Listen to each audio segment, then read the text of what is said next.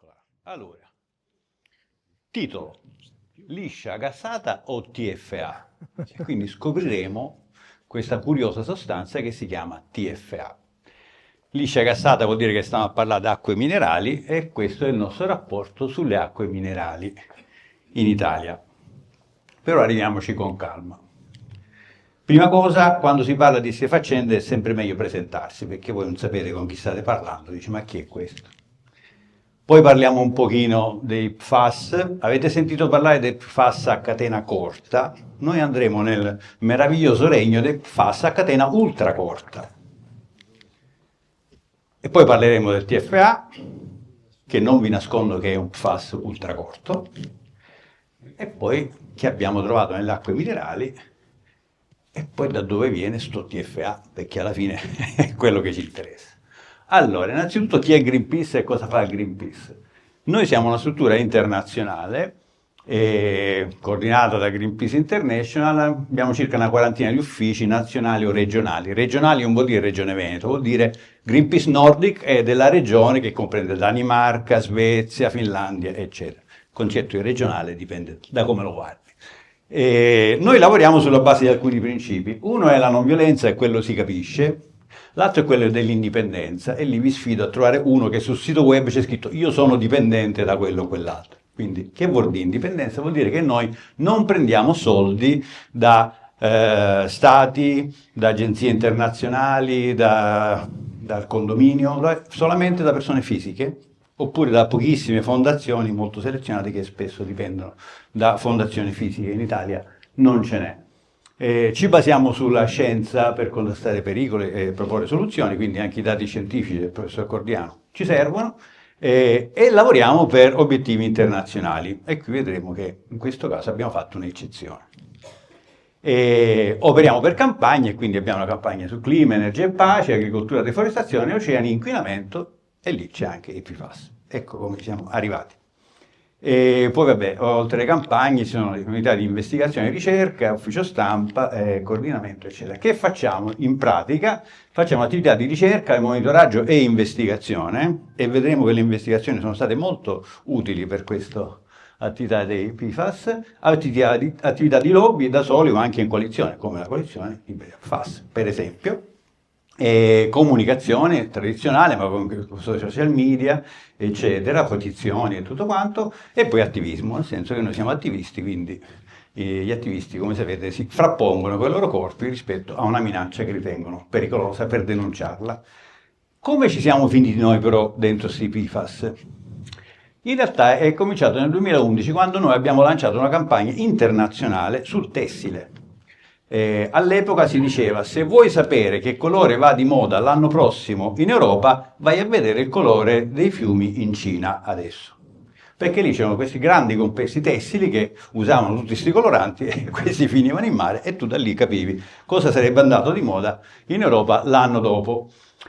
Quindi abbiamo cominciato una campagna per bandire una ventina di classi di sostanze chimiche pericolose, tra cui sti PFAS, che allora onestamente noi non conoscevamo affatto. Quindi è così che abbiamo cominciato a maneggiare quella roba lì. Per cui quando poi è venuto fuori sui giornali, grazie anche all'iniziativa del dottor Cordiano, la faccenda dei PFAS, noi abbiamo capito che forse era una cosa in cui diciamo che potevamo fare un'eccezione. Perché non esiste, non è mai esistita una campagna internazionale di Greenpeace sui PFAS. Ci sono uffici di vari paesi che se ne sono occupati, ma noi abbiamo detto forse stavolta possiamo fare un'eccezione, cioè possiamo operare a livello solamente nazionale e non sulla base di un coordinamento internazionale. La nostra investigazione ci ha portato in particolare a studiare gli studi di miteni e da quegli studi noi abbiamo capito che questi sapevano perfettamente da un po' di tempo quello che stavano facendo. È lì che abbiamo capito che c'era veramente qualcosa di poco chiaro. E poi la cosa fondamentale è stato il fatto che qui c'era sul territorio tantissime persone, gruppi, li abbiamo nominati prima, che si sono dati da fare. Quindi si è arrivati a un successo, alla sentenza del processo Miteni, perché tante cose sono venute insieme. Quello che noi abbiamo capito è che questa cosa non si può risolvere in Veneto. e non si può risolvere neanche in Italia. Bisogna passare attraverso un bando perlomeno europeo di queste sostanze, e per questo abbiamo cominciato, diciamo così, a nazionalizzare il problema, cioè abbiamo cominciato a studiare questi PFAS prima in Lombardia, poi in Piemonte, poi in Toscana, e poi abbiamo lanciato la campagna Acque senza veleni, con cui abbiamo monitorato l'acqua pubblica di qualche centinaio di città e abbiamo fatto la prima mappa, che è una mappa dimostrativa, non è uno studio scientifico a tappeto perché non abbiamo i mezzi, ma insomma fa vedere un po' innanzitutto che questi PFAS ci sono dappertutto e poi che chiaramente ci sono delle aree dove c'è un po' più di pericolo. Quindi insomma, noi siamo arrivati a mettere questo inquadramento generale, cioè i PFAS sono dappertutto, per questo ci vuole un bando generale. Passiamo un po' a questi PFAS ultracorti. Dei PFAS non mi dilungherò riguardo a quel che ha detto il dottor Cordiano. La struttura, giusto per farvene vedere uno, si chiamano perfluorurati perché questi pallini che vedete verdi sono atomi di fluoro. Normalmente in una sostanza, in un idrocarburo, ci sarebbero della roba bianca che sono atomi di idrogeno. Quindi semplicemente si sostituiscono. Sono un legami molto forti ed è questo che rende particolarmente resistenti queste molecole. Quindi per quello si usano, avete visto quante applicazioni ci sono migliaia, alcuni ne classificano circa 10.000 di composti. Come è stato detto, alcuni sono già definiti come cancerogeni, altri come sospetti cancerogeni. Dopodiché, per molto tempo, come accennava anche il dottor Cordiano, l'idea era, ok, sì, vabbè, alla fine ammettiamo che sono pericolosi i PFAS a catena lunga, 8 o più, ma quelli più piccoli non sono pericolosi perché vengono escreti, eccetera. E solo di recente si è cominciato a pensare che invece anche quelli più piccolini possono creare dei problemi. Quindi è cominciata tutta un'attività di ricerca sui PFAS corti, ma anche su quelli ultracorti, 2 o 3 atomi di carbonio, tra cui appunto il più corto di tutti, che è il TFA. Allora, per farvi capire un po' che è il TFA, questa roba qui è praticamente aceto. Sono 2 atomi di carbonio, gruppo sidrilico, e vedete qua c'è 3 pallini bianchi, sono 3 atomi di idrogeno che sono qui sostituiti da 3 atomi di fluoro. Quindi è una molecola molto piccola, una catena di soli 2 atomi di carbonio. Che cos'è il TFA? Allora, su questo vi faccio vedere un pezzetto di una cosa che è passata in televisione qualche giorno fa. Uno mattina, era il 7 di novembre, vediamo un po' se riusciamo a farlo partire. Vado? È un minuto scarso, però stateci molto attenti. Parte? I composti FAS hanno una caratteristica di essere molto accumulabili, quindi un'esposizione anche a piccolissime quantità per tanto tempo può determinare un accumulo. Il TFA, che è un acido aloacetico che può derivare dalla degradazione dei FAS, ma non è un FAS, perché non è un FAS? Perché non si accumula assolutamente, essendo idrosolubile, io lo assumo e se ne va per via urinaria. Quindi non dando accumulo, non dà fenomeni di tossicità. Lo dobbiamo risentire oppure è chiaro che 1. Il TFA non è un FAS, 2. Non si accumula e 3. E quindi non è tossico. Lo dobbiamo sentire? C'è bisogno? Le ha dette queste 3 cose? Questo è il direttore di un laboratorio dall'Università della Sapienza. Allora, vediamo se è vero. Allora, perdono. Non si accumula. Poi la cosa buffa è che il motivo per cui non è un FAS è perché non si accumula. Una cosa è o non è un FAS perché c'è una struttura chimica, non perché si accumula o non si accumula. Quindi già solo questa è una minchiata fotonica. Ma al netto della minchiata fotonica, 1. È o non è un FAS? Questo è un lavoro pubblicato su una rivista scientifica, Aquatic and Terrestrial Environments. Ecco qua, leggete? I FAS a catena ultracorta, tra cui il TFA, trifluoroacetato e altri, sono ubiquitari e presenti alle maggiori concentrazioni. Presente qui, questi tedeschi cominciano a dire, guardate che di sti PFAS su 100, 98 sono quelli ultracorti. Quindi è un PFAS, chiaramente, e è molto diffuso. Dice, vabbè, è un PFAS, ce n'è tanto, però tanto non si accumula, giusto? Guardate il titolo di questo lavoro. Non altro, il titolo. Questo è un lavoro che è stato pubblicato un anno prima che quel signore facesse quelle dichiarazioni, dove si parla di accumulo irreversibile di questa sostanza. Dice il TFA è una sostanza mobile e persistente che è stata vista in concentrazioni che crescono in diverse matrici ambientali, tra cui pioggia, suoli, siero umano, piante, cibi basati su piante e acque potabili. Non si accumulava. Non ha studiato. Ci dice anche da dove viene, ma tanto su quello ce ne riparleremo altro, gli F-gas, pesticidi, sostanze farmaceutiche. E però dice, vabbè, ma è pericoloso? Cioè, quel che rimane è meno chiaro è capire a che soglia, a che concentrazione questa diventa pericolosa, perché si accumula, sì, ma quanto è pericoloso? Questa è un'ottima domanda che si è posto questo serio istituto federale tedesco, questa è l'Agenzia Federale Tedesco per le valutazioni del rischio, Risk Assessment. In Italia c'è una cosa che è la Commissione VIA che fa le valutazioni del rischio, i tedeschi hanno un istituto federale loro. Interessante che questi signori che dicono guardate dal 2016 abbiamo scoperto che c'è questo TFA, ma la cosa interessante è che non solo viene da grandi attività industriali, ma è stato in questo periodo 2016-17 è un prodotto di degradazione di vari ingredienti attivi, principi attivi nei pesticidi. Questa è una cosa che sottolineo perché poi ci si tornerà sempre in Germania. Poi viene anche fuori dagli F-gas, eccetera. E insomma, e dice anche questo trend è un aumento. Quindi questi signori fanno le loro valutazioni e questa è la loro valutazione. Il BFR, l'agenzia, dice che il TFA è reprotoxic, vuol dire tossico per la riproduzione. Quindi la sostanza che è innocua è tossica per la riproduzione. Poi c'è la frasetta, avete presente sui pacchetti sigarette scritto nuoce gravemente alla salute? Ecco, questo c'è un hazard statement che dice può danneggiare il feto e si sospetta che danneggi la fertilità. Questa è la sostanza che non era pericolosa. Giustamente però loro dicono attenzione, questa è una dichiarazione di rischio, non è un'indicazione di effettivo rischio sanitario, perché poi dipende dalla dose. No? Una sostanza può essere reprotossica, eccetera, però se è reprotossica e me ne devo mangiare ogni giorno 5 kg, magari non c'è una vera... No?